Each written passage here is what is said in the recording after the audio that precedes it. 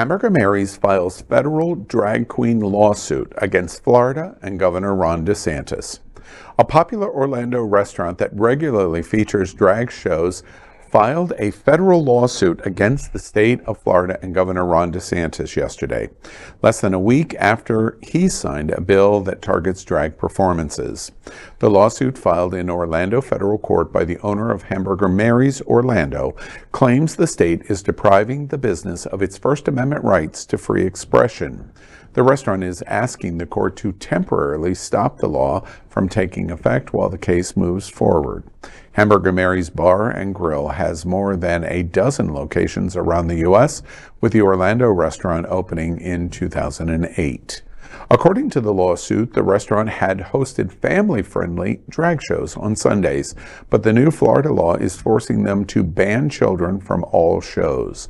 This has led to a 20% drop in Sunday bookings.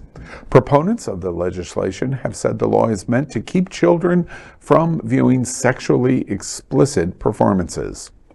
Lawyers for the business argue the new law is so broad and vague that it could be applied to almost any performance that involves a man dressing up like a woman, even if the performance isn't sexual in nature. Now, we knew the show was going to drop. This is it.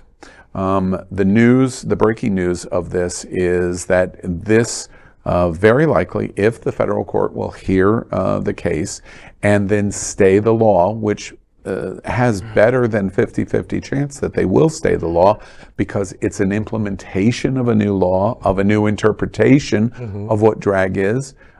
We explained here at Queer News Tonight what great lengths that they went to try to pre-justify the constitutional arguments that they knew were going to come. Here they are. First Amendment free expression rights. At the minimum, I think we are very likely going to see the federal court, not in state courts, but in federal court, stay the new law while this moves forward in conversation. If that happens, the month of June for Florida improves significantly. We will watch this very, very closely. I think a temporary injunction is more than likely, as you have said. And I think the problem here is that Florida has to define what is quote-unquote sexually explicit. A man in a dress inherently cannot be quote-unquote sexually explicit, because I can be in a nun's habit, so how can I be sexually explicit in any way? And a nun's habit is, of course, women's clothing.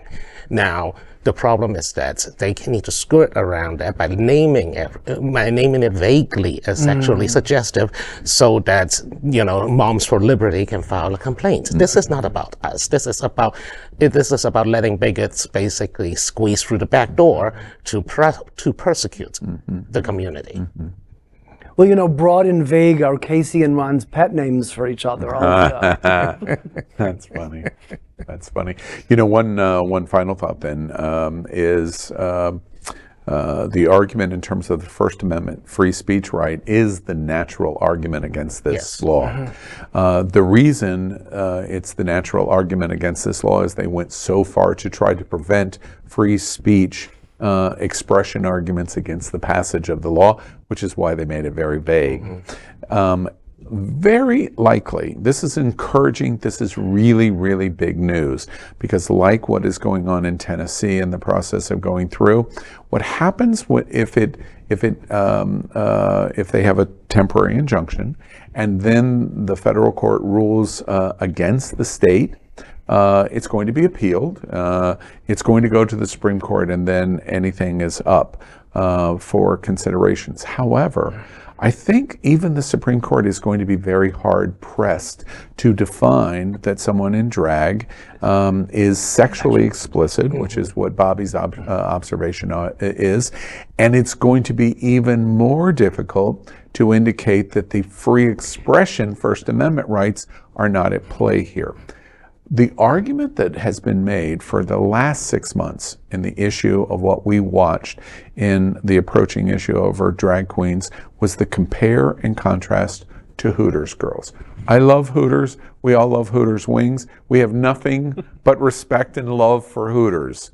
However, You cannot bring an 8-year-old boy into Hooters and not say, this is sexually explicit. Absolutely. The state's burden of proof will be to convince a federal judge and then the Supreme Court that there's a difference.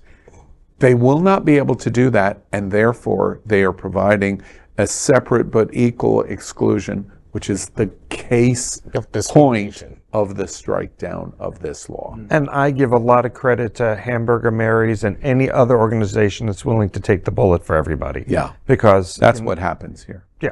They're standing up and they're making the first statement, and others will follow. This story is a big, big story, especially for June Pride Month. Everyone will watch closely and report on it here at Queer News Tonight. We are Queer News Tonight, the world's first and only live daily LGBTQ+ evening news show from Happening Out Television Network. In the model of PBS and NPR, we educate, inform, and entertain by supporting the 10 pillars of the LGBTQ+ community, with more than 100,000 a week watching on Roku, Apple Television, and other channels. To keep the stories going, we accept donations with 100% transparency. Stay updated and live authentically with Queer News Tonight.